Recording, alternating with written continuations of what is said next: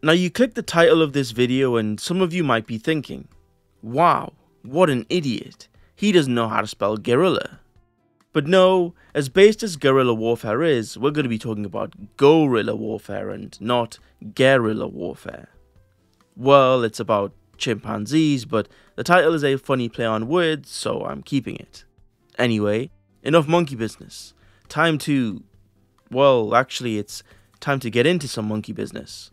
In today's video, we'll be taking a look at the Gom Chimp War, talk about the Boomer v Monkey War, and finally, a grave warning about the inevitable random chimp event. Now, what could be worse than having your face ripped off by monkeys? Yes, that's right, having your data stolen.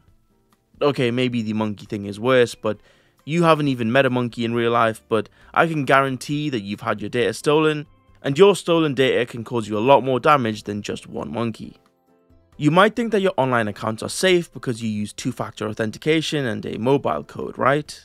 Well, if your data is stored online and it gets leaked, chances are scammers could use that personal info to impersonate you and get a copy of your SIM. Now every account associated with that number is completely open to them. That's where the sponsor of today's video comes in, Incogni. Most people don't even know who has their personal info. Using Incogni for only 30 days, I've had my data removed from 22 different data brokers who have been buying and selling my details, most of whom I didn't even know had my data to begin with. Once you give Incogni permission, it pushes out removal requests and saves you potentially months of work all automatically. The worst thing is that some of the most common pieces of information that these data brokers store is your actual address and your full name. In my case, almost all of the brokers that had my data were storing my full name and address online, just waiting to be leaked or sold. Now, I'm not sure about you, but the idea that someone can find all of my details, including my home address, all because I wanted to buy something from an online store, is terrifying.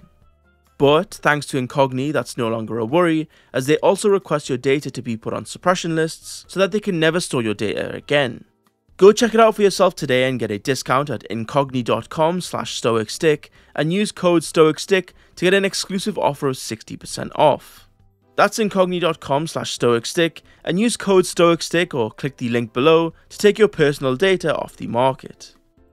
Thanks again to Incogni for sponsoring the video. Now we can get back to it.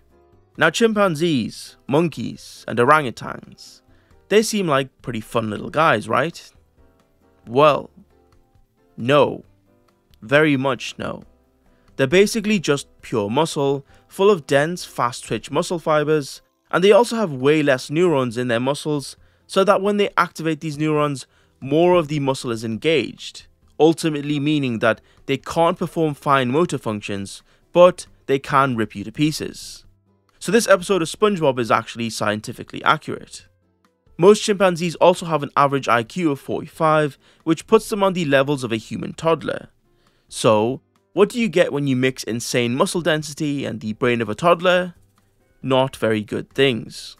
Such as the case of the Gom Chimp War, where two communities of chimpanzees in Tanzania were at war for 4 years.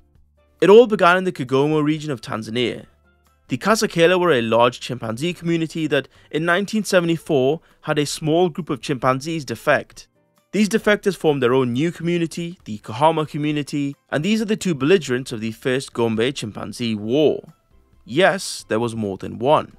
The Kasakela consisted of 8 adult males and 12 adult females, whilst the Kahama consisted of 6 adult males and 3 adult females. The males of the Kasakela were called Feigen, who was the dominant male, Humphrey, Mike, Jomeo, Rudolph, Everett, Sherry, and Satan. Who could have guessed that the chimp named Satan would grow up to be a violent murderer? What an absolute curveball. Anyway, the males of the Kahama were Hugh and Charlie, who were the dominant males, Goliath and Elder, Dee, Godie, and a young adult named Sniff. And there was also Willy Wally, but he had polio, so he wasn't a combatant. Already, seeing the two sides, you might think that it's going to be a one-sided war, but you'd be in for a surprise because... it was a slaughter. It started in 1974 with Godie being ambushed by the males of the Kasakela whilst he was eating some fruit. He tried to run but was caught and thrown to the ground, and for the next 10 minutes, all you could hear was a whirling tornado of screeching chimps. This creative metaphor doesn't even begin to convey how terrifying a chimp attack actually is though. They have these giant canines that are used for fighting and can sink deep into flesh, and with a bite force of 1300 psi, they will shatter bones. Not only that, but they're also known for attacking the private regions of their victims. If you've ever seen the aftermath of a monkey attack, you'll know that they target the privates, the backside, the face, and any other features that protrude outwards. If that wasn't enough to scare you, then just listen to this audio of what a monkey attack sounds like.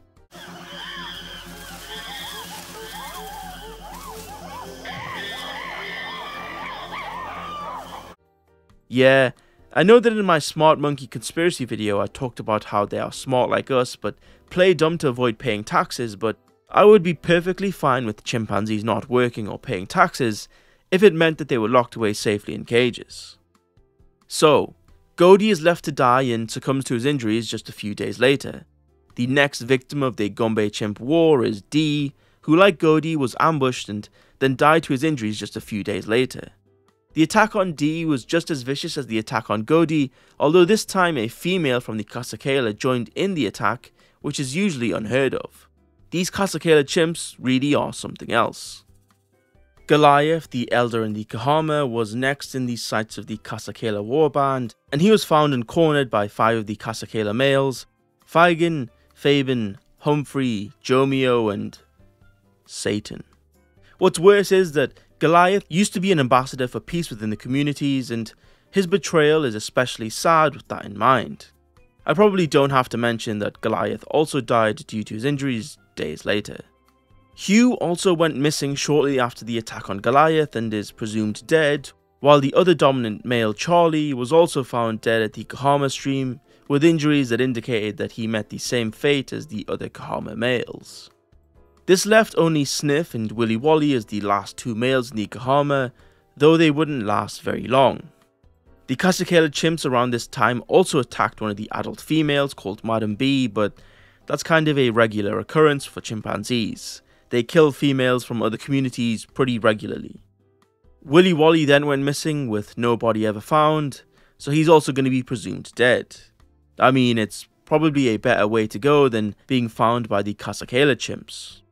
The last male was Sniff, and you might be thinking, he has some serious get back to get for all his fallen brothers, but he only managed to evade the Kasakela death squad for about a year until his luck ran out and was also beaten to death, which led to the end of the Gom Chimpanzee War, with a decisive victory for the Kasakela, who took over all the land that the Kahama used to inhabit. I don't know why this was called a war when realistically it was an extermination. The Kasakela then partied and celebrated their new success, but it was pretty short-lived. If you recall, I did mention that this was only the first Gom Chimp War, and as it turns out, the Kahama were actually a pretty good buffer, which kept away another community of chimpanzees, which were the Kaland. Now, the Kaland community, realizing that this first war killed off almost half of the potential fighters in the former Kasakela, began to move northward and retook all the ground that the Kasakela had won from the Kahama and forced the Kasakela north, where they were met with the Matumba community, who also began to bully the weakened Kasakela. So, in the end, the Kasakela were bullied into a territory only 5 kilometers big, which was way smaller than what could sustain them, which personally I think is deserved. It's kind of ironic how the Kasakela systematically killed the only thing that was stopping them from nearly going extinct themselves. The hostilities eventually died down and the communities now live peacefully together till today. Although, after what I've recently learned, maybe chimpanzees and monkeys learning war isn't necessarily a bad thing. Let me introduce you to the world of boomer monkey hate. If you didn't know, there's a demand for videos on YouTube and other places of videos of monkeys being tortured / beaten / killed. Where is this demand coming from? You guessed it, boomers. For some reason, boomers are financing and directly sponsoring the creation of videos that involve violence against monkey and their offspring. Not only that, but there's a sizable community of them that create, watch and comment on videos that involve violence to monkeys. This channel called Monkey's Man has over 1,300 different videos of monkeys being abused / harmed, and in every comment section you have about 100 boomers commenting some pretty insane stuff. Here's a video where a mother monkey is distressed after finding its child had been run over, and the comments are pretty vile. Here's Randall with a pretty wild comment. The thing is that because he's a boomer, he's also tech illiterate, and if you Google his name you will find him immediately. It's kinda strange how the most unsuspecting people will be totally deranged online, with accounts that feature their full legal name. Well, in the case of boomers it's because of the lead poisoning, but still. Another comment by Russell says that if it's alive, it's in pain. I hope this helps to remind you guys, that is why you always carry a salt shaker. Which is pretty messed up, I'm not gonna lie. I think what's worse than the comment is that the fact that it has 50 likes. There are hundreds of different comments like these on loads of different monkey hate accounts, and there's even monkey hate law.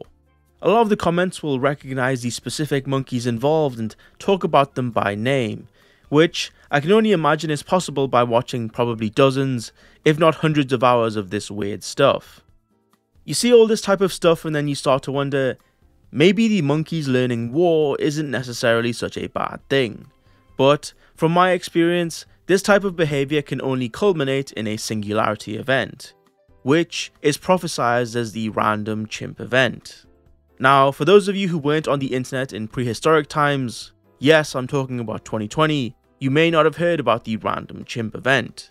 So listen carefully as I'm here to warn you that sometime in the not so distant future, the chimps will mobilize and war will begin. It'll be the chimps against the boomers. Kind of like the movie The Rise of the Planet of the Apes, but both the monkeys and the boomers will be on the Alzheimer's medication. Where will you be during the random chimp event? Me, I'll be working hard on the side of the chimps against the boomers. Because 1, the monkeys will have to show their hand, and after the war will be integrated into society as workers to contribute. And 2, if the monkeys win, then all governments can end social security payments, and that frees up around 25% of the fiscal budget for most countries. These 2 consequences of the random chimp event will lead to a golden age the world has never seen, and everyone will live happily ever after. Okay, maybe I'm exaggerating a bit about the happily ever after, but it'll be a lot better than it currently is. I hope this video has educated you enough about the rising tide, and I hope that you make the correct decision on who to stand with when the inevitable random chimp event begins. But that's all we have time for today about guerrilla warfare. Thanks again to Incogni for sponsoring the video. Make sure to check the link in the description below to protect your data, because as scary as the random chimp event is, having your data stolen is worse. But anyways, thank you for watching the video. Hope to see you in the next one. Bye.